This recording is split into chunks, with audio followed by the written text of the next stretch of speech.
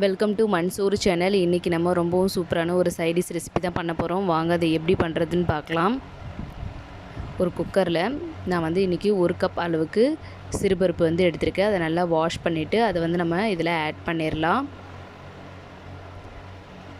சிறுபருப்பு add பண்ணதுக்கப்புறமா இது கூட சின்ன வெங்காயம் ஒரு 30 அளவுக்கு நான் உரித்து எடுத்திருக்கேன். அதையும் ஆட் பண்ணிக்கலாம்.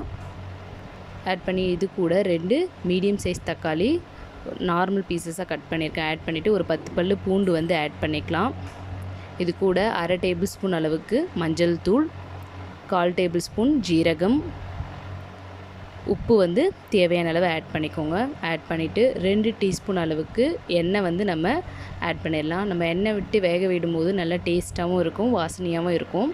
இப்போ இது கூட அந்த பருப்பு மூழ்கிற அளவுக்கு மட்டும் தண்ணி ஆட் பண்ணிக்கலாம். ஆட் பண்ணிவிட்டு இப்போது இந்த பருப்பை ஒரு விசில் விட்டு நம்ம எடுத்துக்கலாம். வாங்க, நான் இப்போ ஒரு விசில் விட்டு எடுத்திருக்கேன். பாருங்கள் எப்படி நல்லா வெந்திருக்கு. சிறு பருப்புன்றதால ஒரு விசில் மட்டுமே போதும்.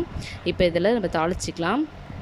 ஒரு பேனில் ஒரு 2 டேபிள் ஸ்பூன் அளவுக்கு எண்ணெய் ஆட் பண்ணிக்கலாம். எண்ணெய் நல்லா சூடானதும் 1/4 டேபிள் ஸ்பூன் அளவுக்கு கடுகு ஆட் பண்ணிவிடுங்க. கடுகு நல்லா பொரியட்டும். இப்போது இது கூட 1/2 டேபிள் ஸ்பூன் அளவுக்கு ஜீரகம் நல்லா பொரிஞ்சதும் 2 காஞ்ச மிளகாய் ஆட் பண்ணிக்கலாம்.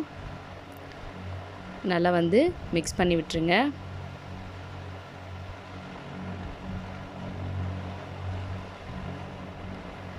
இப்போது இதில் நான் சின்ன வெங்காயம் ஒரு 15 அளவுக்கு எடுத்திருக்கேன். நம்ம ஆல்ரெடி வேக வச்சுருக்கோம்.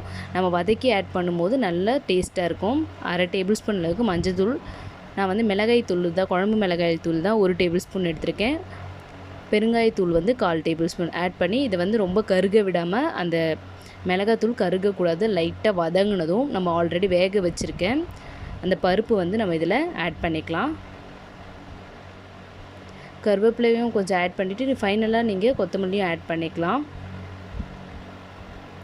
நல்லா மிக்ஸ் பண்ணி விட்டுருங்க. விட்டதுக்கப்புறமா நம்ம ஆல்ரெடி வேக வச்சுருந்த அந்த பருப்பை அப்படியே தண்ணியோட இதில் ஆட் பண்ணிவிடுங்க. ஆட் பண்ணிவிட்டு நல்லா மிக்ஸ் பண்ணி விடுங்க. உங்களுக்கு ரொம்ப கெட்டியாக இருந்துச்சுன்னா இந்த ஸ்டேஜில் நீங்கள் ஹாட் வாட்டர் யூஸ் பண்ணி உங்களுக்கு எந்த அளவுக்கு திக்னஸ் வேணுமோ அந்த அளவுக்கு நீங்கள் யூஸ் பண்ணிக்கலாம். நார்மல் வாட்டர் நீங்கள் ஆட் பண்ண வேண்டாம். ஏன்னா அது குழம்பு கொதிக்கிறதுக்கு இன்னும் கொஞ்சம் டைம் எடுக்கும். நல்லா இது மாதிரி ஒரு நிமிஷம் நல்லா கொதித்து வந்ததும் இதில் பொடியாக நறுக்கின கொத்தமல்லியை ஆட் பண்ணிவிடுங்க. ஆட் பண்ணிவிட்டு நம்ம நல்லா மிக்ஸ் பண்ணி விட்டுறலாம்.